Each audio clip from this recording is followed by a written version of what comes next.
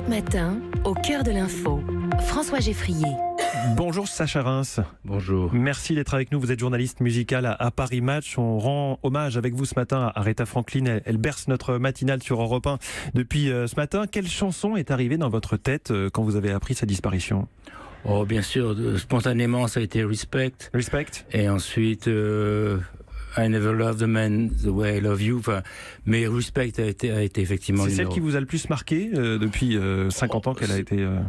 Il y a d'autres chansons qui m'ont marqué, mais celle-ci était une des plus populaires et surtout elle avait été reprise dans le film des Blues Brothers et elle est en 1980. Voilà, et elle est régulièrement diffusée à la télévision et en clip. Et c'était le symbole d'Aretha Franklin, cette chanson. Qu'est-ce qu'elle disait d'elle ?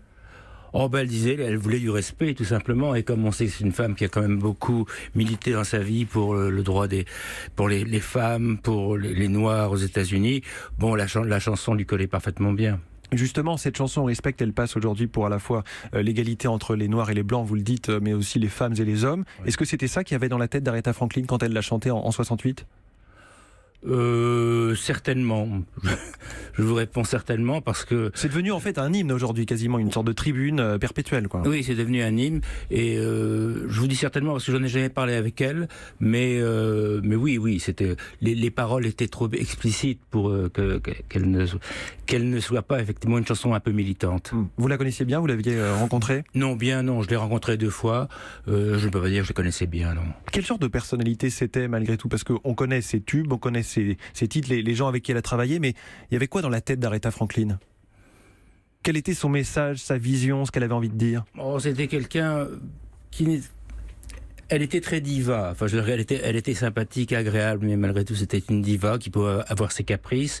Et c'était parce que je crois qu'on ne peut pas séparer l'artiste de la personne, de l'être humain. C'était quelqu'un qui a été très malheureux toute sa vie, qui a toute sa vie s'est battu contre l'alcoolisme, contre l'obésité. Je veux dire, et bien sûr la dépression. Faut savoir que c'est quand même une femme qui a eu son premier enfant à 12 ans.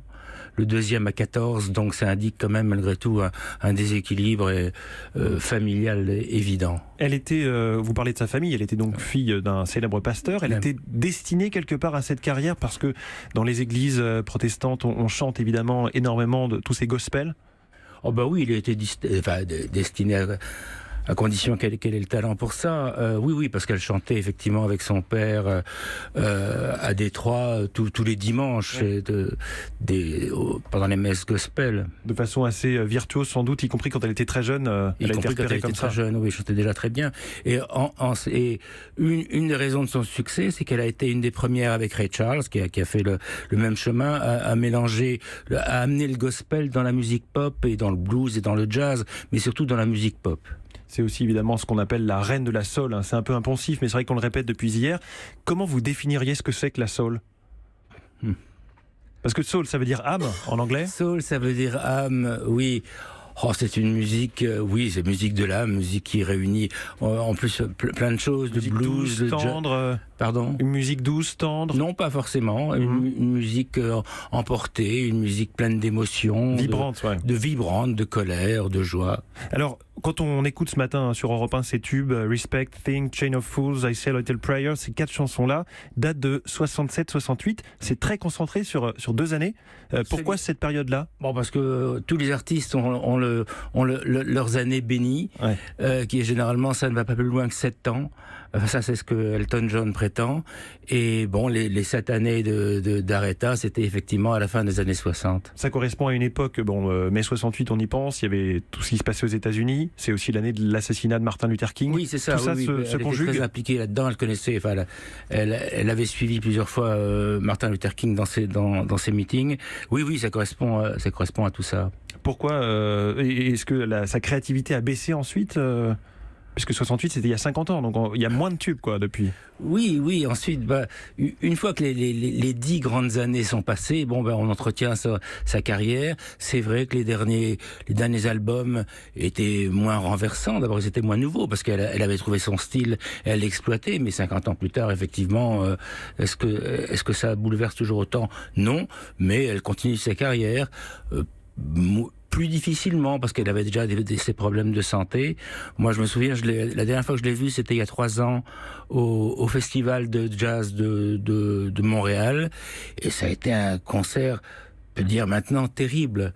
Elle chantait avec un orchestre en playback, les bandes partaient mal, donc il y avait un Catastrophique, quoi. Catastrophique sur scène, et à un moment donné, elle en avait marre, elle s'est approchée de l'avant-scène, elle a retiré ses fossiles, les a jetés au public, et puis elle a attendu quelques secondes, et à ce moment-là, elle a retiré sa perruque, et elle a acheté la perruque au public, et à ce moment-là, on a tous vu qu'elle avait plus de cheveux, qu'elle était chauve, et on aurait dû déjà se poser la question, pourquoi est-elle chauve? Bien sûr. Ce qui est fou, c'est de voir, alors il y aura évidemment beaucoup d'héritiers et d'héritières, de voir des artistes comme Jean-Jacques Goldman qui disent qu'ils ont eu quasiment une révélation musicale, voire plus, quand ils ont entendu Aretha Franklin pour la première fois, alors que quand on écoute du Goldman, on pense pas spontanément à Aretha Franklin. Pas spontanément, mais c'est vrai. Mais elle a inspiré malgré tout le monde, quoi. C'était sa foi, sa ferveur, c'est l'émotion, la puissance. On a rappelé également qu'elle avait obtenu 18 Grammy Awards qu'on présente comme les Oscars de la chanson. C'est sans égal, 18 Grammy Awards. À ma connaissance, oui. À quoi ça correspond? Comment est-ce qu'on peut avoir un tel palmarès en quelque sorte? Parce que là, c'est quantitatif quasiment. C'est la qualité. Je veux dire qu'elle n'a jamais, effectivement, à partir d'un certain moment, elle a eu moins de succès, moins de tubes, mais malgré tout, la qualité est restée. Donc, tous les ans, effectivement, elle s'imposait régulièrement comme une personne incontournable, comme Meryl Streep est nominée tous les ans. Oui. Vous avez rappelé sa période d'alcoolisme aussi, qui l'a poursuivi de nombreuses années. Qu'est-ce qui l'a fait chuter? Les violences qu'elle a connues dans sa vie privée? Moi, je pense, oui. Je pense. Elle a été malheureuse avec ses 2 premiers maris. Et puis, elle avait ses problèmes de poids. Donc, pour compenser, elle buvait. Non, ça a été une femme très, très malheureuse. Donc, elle s'en est jamais vraiment relevée de ça? Non. Est-ce qu'on peut craindre une bataille d'héritage sonnant et trébuchant comme on l'a vu avec Michael Jackson ou plus récemment avec Johnny Hallyday chez nous? Elle a 4 enfants. Très sincèrement, je ne sais pas quelles ont été ses dispositions testamentaires et s'il y en a. Aujourd'hui, vous la voyez dans les yeux, plutôt dans la voix de quel chanteur d'aujourd'hui? C'est une question vache. Non, pour l'instant, je ne vois pas de successeur.